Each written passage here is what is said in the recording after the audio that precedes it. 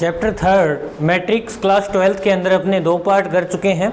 आज अपने part number 3 करने वाले हैं। तो दो पार्ट हुए हैं, उनसे रिलेटेड आपको क्वेश्चन में जो आपकी बुक आपको गिवन है बेटा, उस बुक के अंदर आप चेक करिए, आपको क्वेश्चन मिल जाएंगे और उन्हीं 2 पार्ट से आप क्वेश्चन कर सकते हैं। पहले पार्ट से पहली एक्सरसाइज, दूसरे पार्ट से दूसरी एक्सरसाइज, है ना, या तीसरी भी इवन हो सकती है। तो आप लोग ये साथ साथ में चेक करते रहें।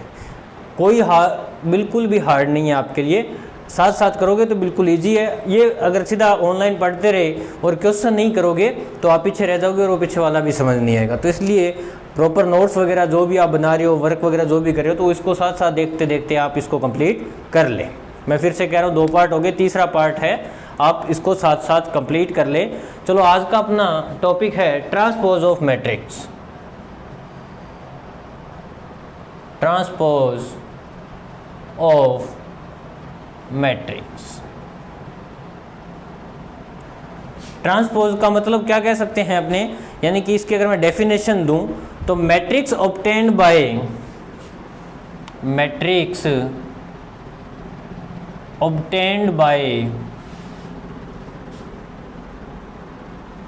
Interchanging row and column. कि कोई भी आपको बेटा मैट्रिक्स गिवन है, आप सभी को कोई ना कोई मैट्रिक्स गिवन होगी, उस मैट्रिक्स के जो रो है उसको आप कॉलम में चेंज कर दीजिए और जो कॉलम है उसको आप रो में चेंज कर दीजिए। तो इसको अपने क्या बोल देंगे, ट्रांसपोज ऑफ मैट्रिक्स या फिर ट्रांसफर ऑफ मैट्रिक्स भी कह सकते हैं। तो it is denoted by, it मैं लिख देता हूं, it is denoted by A T और ए डैश। तो कोई बुक के अंदर आपको ए डैश लिखा हुआ मिल सकता है या फिर कई बुक के अंदर आपको ए टी लिखा हुआ मिल सकता है। दोनों का मतलब क्या है, ट्रांसपोज है। बात क्लियर होगी। कैसे सर, क्या कुछ है, चलो मैं आपको इसको एक एग्जांपल से बताता हूँ। जैसे आपके पास कोई भी एक मैट्रिक्स है, ये आपके पास एक मैट्रिक्स है 1 2 3 4 5 6 7 8 9। अब आप इसका क्या निकालना चाहते हो, ट्रांसफर। मैंने फिर से कहा था ये साइन किसके लिए होता है, और के लिए, तो बेटा यूज़ करना है। अब आप ए मैट्रिक्स का ए ट्रांसफर निकालना चाहते हैं, ट्रांसफर ऑफ मैट्रिक्स ए करना चाहते हैं। तो मैंने क्या कहा था कि interchanging of row and column. Column और जो अपने पास रो है उनका आपस में आप क्या कर दो, इंटरचेंज कर दो। जैसे मैं आपको बताऊं तो देखो यहाँ पे थोड़ा सा इससे पहले बता देता हूँ, फिर मैं वो लिख देता हूँ कि यहाँ पे आपका जो फर्स्ट रो है उसको आप फर्स्ट कॉलम बना दो, सेकंड जो रो है उसको आप सेकंड कॉलम बना दो, और थर्ड जो रो है उसको आप थर्ड कॉलम बना दो। ठीक है, इसका ऑर्डर क्या है, थोड़ा सा रिवाइज कर लेते हैं सर। 3 × 3 है, क्लियर। ट्रांसफर करने के बाद में भी ऑर्डर क्या रहेगा, सेम रहेगा। ऑर्डर के अंदर कोई भी टाइप का चेंज नहीं होता। तो सर फर्स्ट रो को फर्स्ट कॉलम बनाना है, यस बिल्कुल। तो सर फर्स्ट रो है ये 1 2 3, ये फर्स्ट रो है। तो सर ये फर्स्ट रो है, इसको फर्स्ट कॉलम यानी कि ऐसे बना दी, यस 1 2 3। ठीक है सर। सेकेंड रो को सेकेंड कॉलम यानी कि 4 5 6 ऐसे लिखा हुआ है, इसको ऐसे लिख देंगे 4 5 6। थर्ड को भी, थर्ड कौन सा है, 7 8। कंफ्यूज मत हो जाना कहीं इसको उधर वापस ऐसा उल्टा कर दो, नहीं, इसको उठाया ऐसे रखा, इसको उठाया ऐसे रखा, और लास्ट वाले को उठाया और सेम अपने ये रख दिया। तो ये क्या हो गया अपने पास, ए ट्रांसफर या फिर transpose of A matrix A हो गया। बात क्लियर होगी। तो फर्स्ट रो को फर्स्ट कॉलम, सेकंड रो को सेकंड कॉलम, थर्ड रो को थर्ड कॉलम में चेंज करने की प्रोसेस को ही क्या बोलते हैं, ट्रांसपोज ऑफ मैट्रिक्स बोलते हैं। बात क्लियर होगी। उसके बाद नेक्स्ट है अपने पास हेडिंग प्रॉपर्टीज ऑफ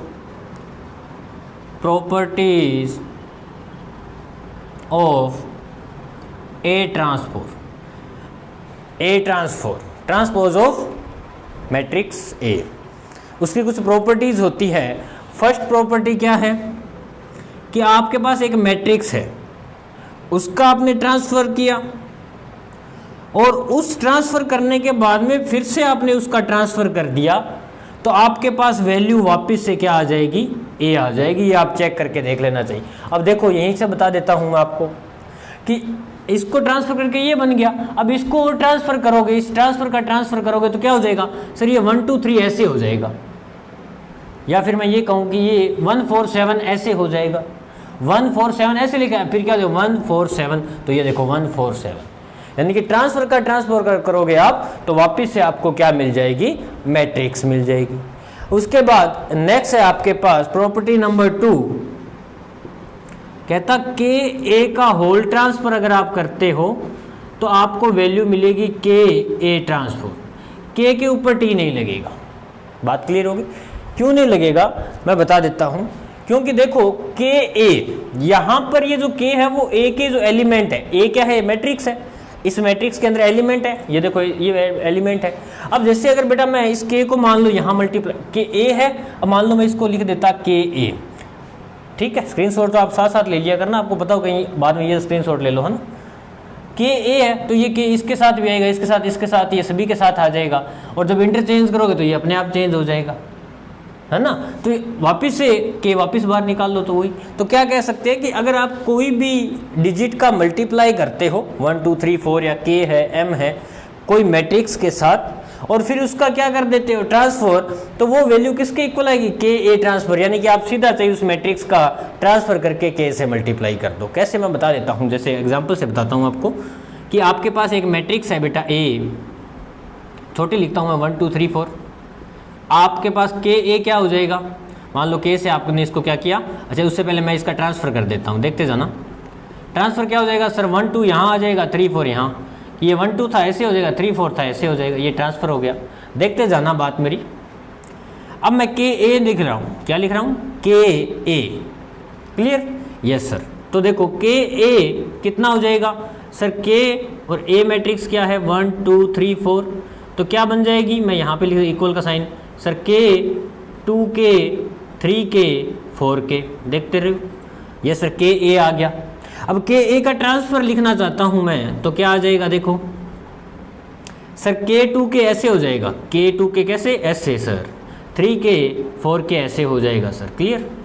तो ये तो आ गया अपना के ए का ट्रांसफर।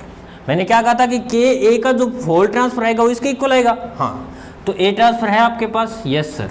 तो यहाँ से मैं सीधा के ए ट्रांसफर अगर निकालूं तो देखो बेटा के का मल्टीप्लाई किया कैसे होगा, देखो के और ए ट्रांसफर की वैल्यू कितनी है 1 3 2 4, तो देखो के को अंदर मल्टीप्लाई किया, के 3 के 2 के 4 के, देख लो ये और ये दोनों इक्वल है, यस सर।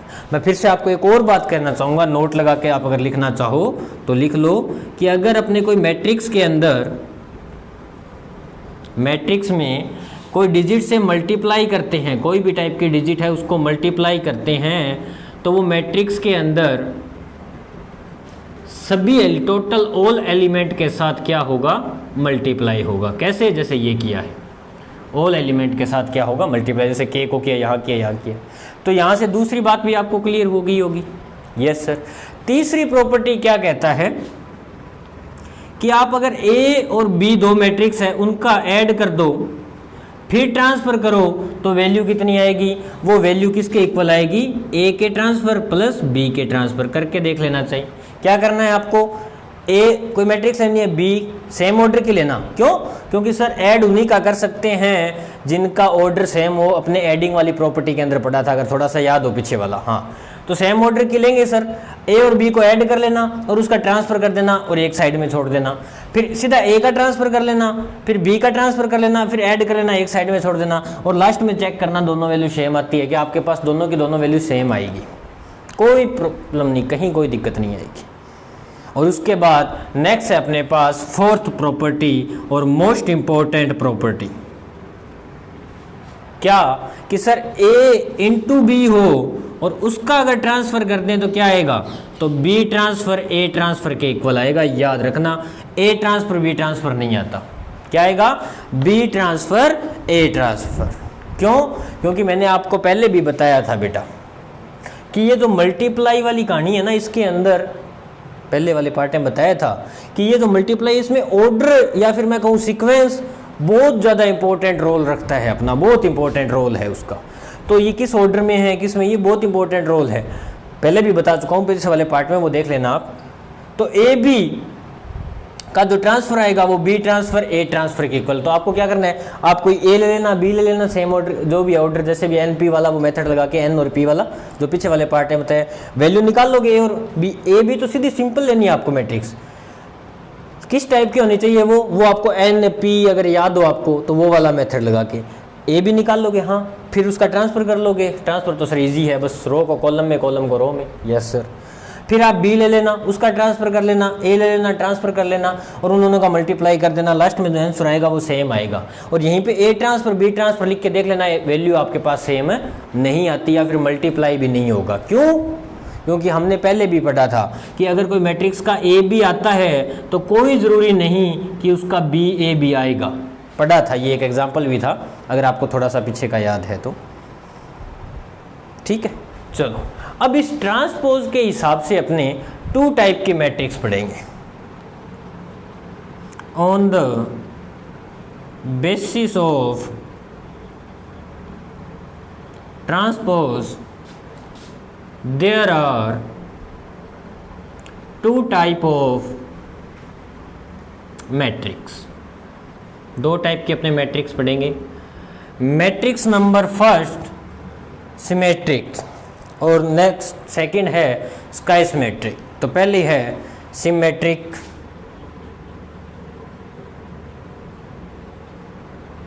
मैट्रिक्स और 2 नंबर है आपके पास, ये के मिटा दे दूँ मैं, अलग से करवाई दिया था, स्काई स्क्यू या फिर स्क्यू, स्काई नहीं स्क्यू सिमेट्रिक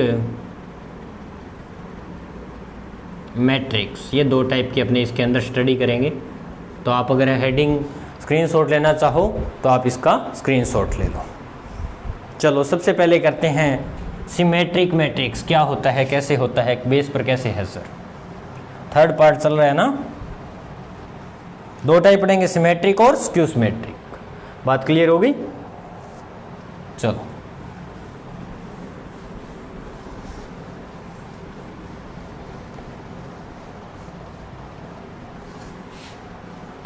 मैं फिर से कह रहा हूँ, जो भी क्वेश्चन है आपके बुक के आप वो साथ साथ कर लें। इनको देखा, जैसे पार्ट फर्स्ट देखा, एक्सरसाइज ओपन करो,